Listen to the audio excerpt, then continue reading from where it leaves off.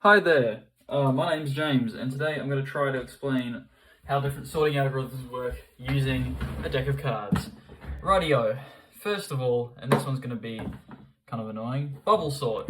Now, logically bubble sort is quite simple, it's just comparing values as you run along the list, but as you'll see, it takes ages to do to get a sorted list. So let's start at the bottom here, 7 and 3. Now, let's order this from smallest to highest. So what we're going to be doing, we're going to be ordering smallest to highest in terms of numerical value, ace being a 1. So, 3 and 7. Now we compare these two. Which one of these is smallest, is the smaller one, and which one's the higher? If the right one is smaller than the left one, then you swap them, otherwise you keep them the same. So let's run through the list then. So 7 and 3. 3 is less than 7, so we swap them. Next step. 6 and 7. 6 is less than 7, so we swap. 7 and 10. 10 is greater than 7, so we keep it the same way. And 9 is less than 10, so we're going to swap that around. Okay, let's compare 10 to 4. 4 is less than 10, so we swap that around. Okay, 10 and 5. 5 is less than 10, so we swap that around. And 10 and ace. So ace is less than 10, so we swap it around. Now that's our first pass of bubble sort. And as you can see, when we do our first pass, we get the largest value on the right hand side. Now, time to pass through the entire list and try to get it ordered. I may have to time-lapse this then, so.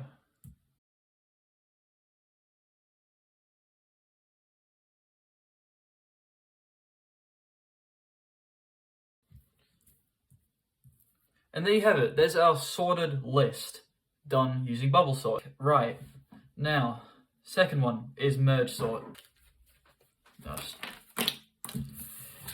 That's how we shuffle here. Okay, and let's get... There we go, we've got our list.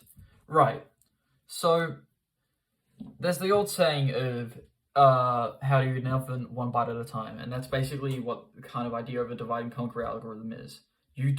We start off by splitting this list into two parts. We then split their separate lists into two parts. And we split these sublists into two parts. Now, of course, with a larger array, that's going to take a very long amount of time, but here we go.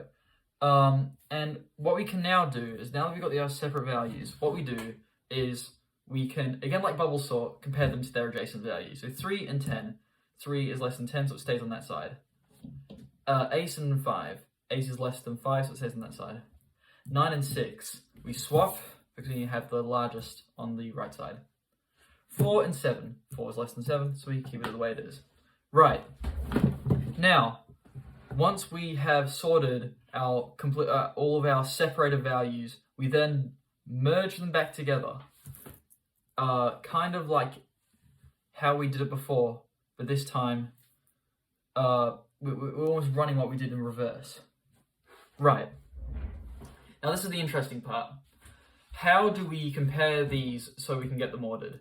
And it's actually fairly simple. So, first of all, we know that for each of these arrays, that on the left side, that's the lowest value. And if you compare two arrays to each other, the two left sides, you can know that out of these four values, whichever is the lowest between these two values is the lowest out of these four values. Because otherwise it wouldn't be on the left side.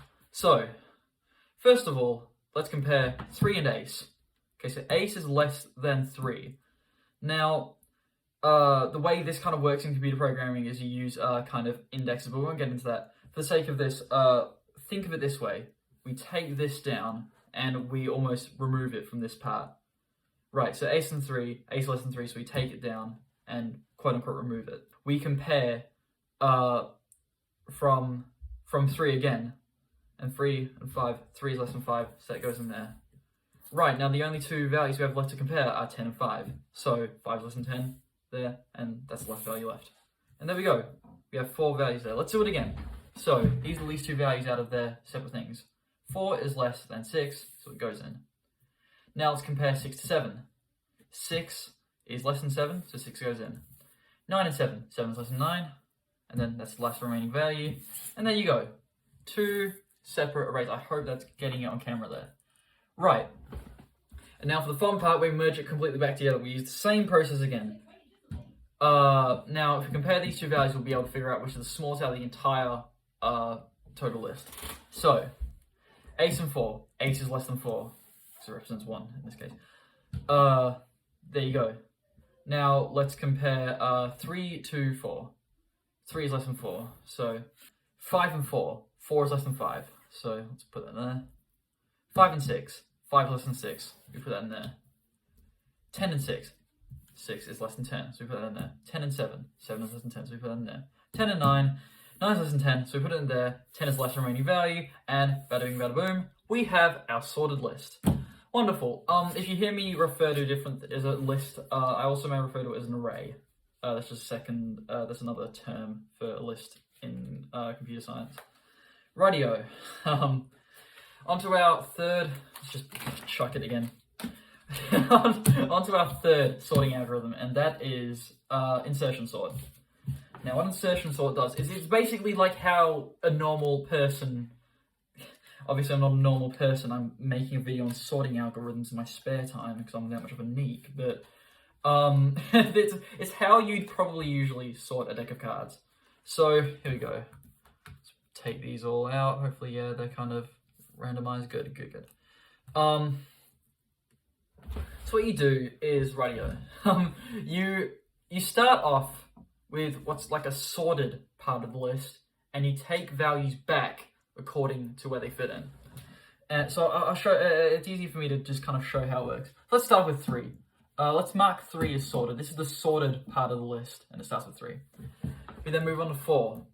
Okay, so 4 is greater than 3, so we don't bring it back. Which I'll show you what bringing it back means in a sec. So that's part of the sorted list. Now, 3, 4, 10. 10 is greater than 4. Part of the sorted, sorry, I'll put this separate. This is the sorted part of the list. Now, 6. 6 is greater than 10. So we take it back, but 6 is less than 10, okay? But 6 is greater than 4. So we figured out, because see, this part of it is sorted, so we don't need to worry about any other values in this case, because we know exactly where it fits in. And there we are. We know where it fits in, because if you compare there, that's less than, that's greater than, this part is already sorted, so you can just insert it in. That's why it's called insertion sort. Right. 9 is less than 10, so we bring it back. 9 is greater than 6, so we put it in here. 7 is less than 10, but 7 is also less than 9. 7 is greater than 6. We put it in there. 5 is less than 10, less than 9, less than 7, less than 6, but greater than 4. We put it in there. Ace is less than 10, less than 9, less than 7, less than 6, less than 5, less than 4, less than 3, and we put it in there. And there you go. There is our sorted list. Okay, now time to do quick sort. What we're gonna do is, so quicksort is another example of a divide and conquer algorithm, which splits the list into different parts in order to make the problem easy to work with. Right, so that's all, yeah, that's good there. So what we're going to do is, for the sake of simplicity, we're going to choose our pivot value as being the first one in each list. Now, you'll understand what I mean by pivot in a second, and also, we're going to basically have what's called a left marker and a right marker. Now, what these markers are is that they are a certain index in the array. Now, what an index is it basically refers to what position in the array you're talking about. So, for example, let's say we have this is our array called cards. So cards 0, and in programming arrays start at 0 apart from I think in MATLAB. So this would be 0, 1, 2, 3, 4, 5, 6, 7. And what that does is it refers to the position in the array that value holds. So cards 0 is 9. Now what we're going to do is these markers represent the index themselves. The rule is basically, if they've both quote-unquote stopped, and you'll see what that means in a second, you swap the cards, and if they cross over, then you split the list. Right, so let's start off with 9. So now 9 is our pivot. Now, the left marker, basically, it will move along until the value it reaches is greater than this value here. So it will stop where, so it will keep on moving if it's less than or equal to, but it will stop if it is greater than. And this is the same here, but instead it will stop when it's less than. So it'll keep on going if it's greater than or equal to. So let's start here. So 9 is our pivot value. Okay, 4, that is less than 9, so we keep on moving. 10, that is greater than 9, so we stop. 5, that is less than 9, so we stop. And what we do is we swap these two values. Alright, so we move along here. That's less than, that's less than, that's less than, that's less than, that's greater than, we stop. That is less than, so we stop. And look, the right marker is to the left of the left marker. And that basically means that when they're crossed over, we split the array. So we've got a single value here. And what we do is we take this pivot value and put it in between these two arrays. So what this is the less, almost the less than 9 array. This is the greater than 9 array, and we put 9 in between.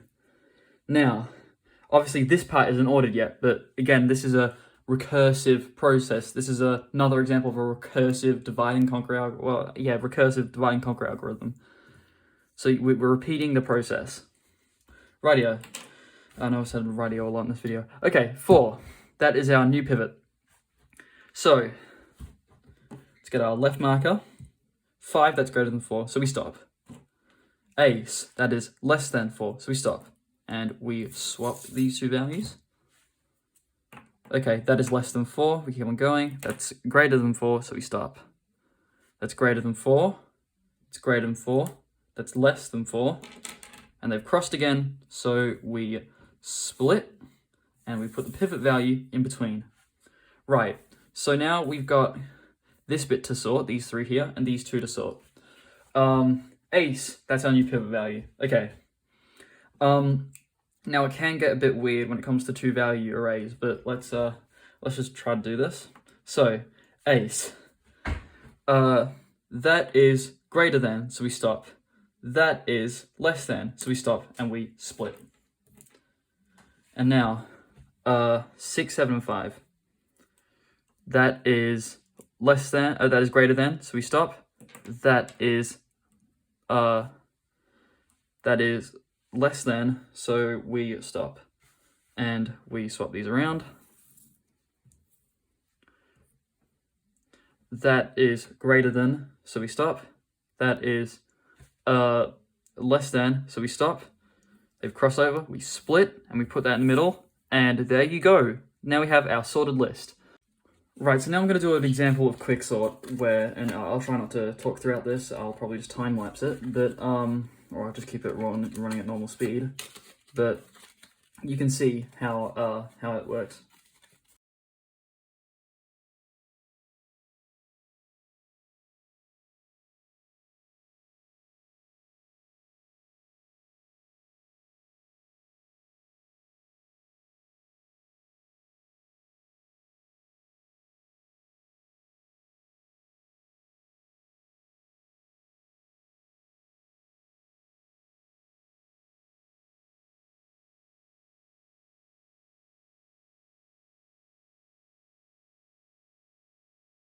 And that is how you sort a deck of cards using 4 different sorting algorithms. Thank you for watching if you made it this far, and I hope you've enjoyed.